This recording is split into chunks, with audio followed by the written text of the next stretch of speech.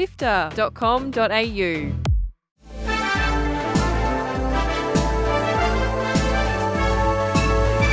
Hi, I'm Fiona Bartholomaeus. And I'm Kyle Pauletto. Welcome to Walkthrough, SIFTER's weekly recap on the biggest news in video games. This week, Hobbit Cozy Sim Tales of the Shire is delayed. Marvel Rivals, despite its success, can't avoid staff redundancies.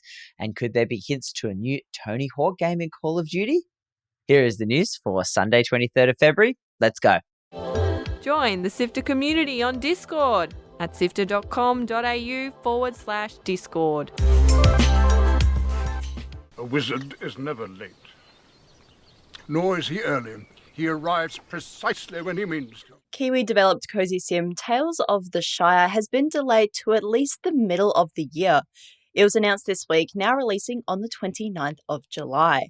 This is the second time the Lord of the Rings and Hobbit game has been delayed. It was originally due to release late last year, then was pushed to March before it was delayed again on Friday.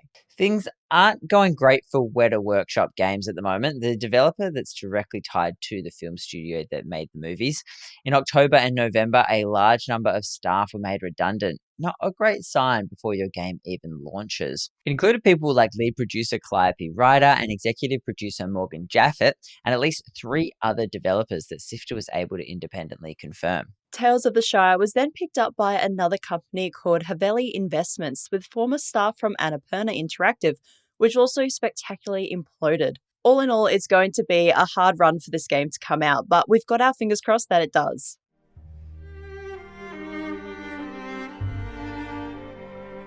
Keeping those not-so-good times rolling, despite its massive success, Marvel Rivals has been hit with a bunch of layoffs.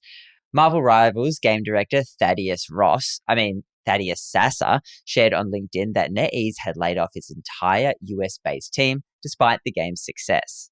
Former level designer Gary McGee also wrote on LinkedIn saying his team helped develop and launch Marvel Rivals, but were also laid off.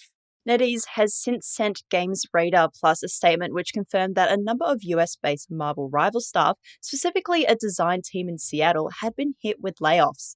However, its core development team in China is still fully committed to delivering an exceptional experience. In Sasser's post, he wrote, "This is such a weird industry," which honestly is true. I feel like we're often seeing devs of popular games in the firing line, even if it does do well. And according to Bloomberg, the game was almost cancelled entirely because of reluctance to rely on a third-party franchise. It's an interesting read, so we'll chuck it in the show notes too. Looks like we may be getting a new Tony Hawk Pro Skater game soon thanks to an Easter egg in Black Ops 6.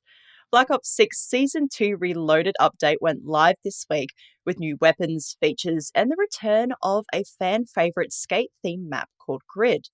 However, Call of Duty outlet Charlie Intel spotted a TV screen with a Tony Hawk's Pro Skater-looking logo and a date saying March 4, 2025. Fans are understandably excited because we haven't had a new game since 2015, or any remakes even since 2020. This isn't the only bit of info floating around either, because earlier this week, skater Tyshawn Jones let it slip that he would soon be featured in an upcoming Tony Hawk video game, which is pretty straightforward, I feel.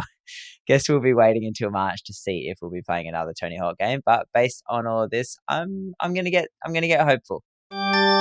Nintendo has announced the end of an era, closing its My Nintendo Gold Points program this March. The program allowed users to gain gold points for both digital and physical games, which you could then use as credits towards future purchases on the Nintendo eShop. The program will start winding down on March 24th or 25th, depending on your region, meaning points will no longer be earned after that date, but you will still be able to use what you currently have. The only exception to the cutoff date are pre-orders. So if you have already pre-ordered a game that releases after March 25th, you'll still be able to receive your gold points. However, you'll have 12 months to use the points before they expire. So if you have your eyes on any games, make sure you grab them sooner rather than later. The Nintendo Switch Online 2-for-1 voucher scheme is also going in the bin.